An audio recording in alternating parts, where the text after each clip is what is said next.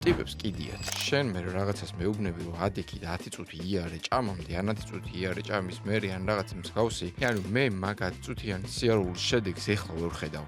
და ეხლა რადგან ვერ ხედავ, მაშინ ნიჭვი მიჩნდება რამდენად სწორია ამ ვიღაცა ტიპმა ყურსასმენი რო უკეთია მიკროფონში რაღაცა ადეკვატური მითხრა. შეიძლება სისულელეს მეუნება. კი შეგრძნების დონეზე სადღაც გამიგია რომ ცუდი არ არის. რადგან შედეგს ეხლა ვერ ხედავ, ამიტომ მე არ ვარ ამ ნაბიჯის ისტორიაში დარწმუნებული და მე ამ ნაბიჯს აღარ ვდგამ განმეორებით ხშირად. მან მაკლია დისციპლინა. და მან რო დისციპლინა მაკლია, ამიტომ რაღაცა მჭირდება, რომ მე ეს დისციპლინა გააზრებულად გამოვიმუშავა. უნდა მინდოდეს რა და რომ მინდოდეს მაშინ უნდა მომწე ცოდნა. ეხლა მან მეორე საკითხია, შეიძლება შენ გინდა, მაგრამ მე არ მინდა ცოდნის მიღება. ანუ ეხლა რო ამბობ საქართველოში ნუტრიციოლოგიის მიმართულებით არაფერი არ გვაქვს განვითარებული.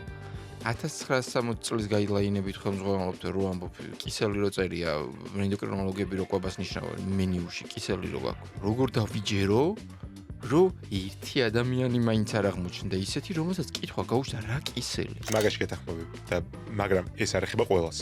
ანუ იშვიათი გამონაკლისები არიან ადამიანები მისახიან რომ მე ვიცი რა მინდა და ვიცი ის მაინც მინიმუმ რო რაც აქამდე ვცადე არ გაამართლა.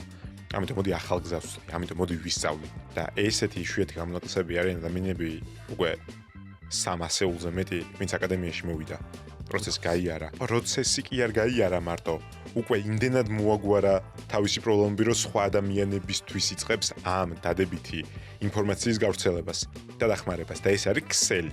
ამისთვის გვჭირდება დრო. ამ პოდკასტს უნდა გადმოვხედოთ 20-28 წელს. და ვთქვათ რა შეიცვალა. იმიტომ რომ ბოლო 2 წელიწადში და აკადემიკურ ორწელს ხდება ძალიან ბევრი რამე შეიცვალა. ოღონდ ეს ხელშესახები არ არის ჯერ ქვეყნის დონეზე, მაგრამ ეგ მალე იქნება.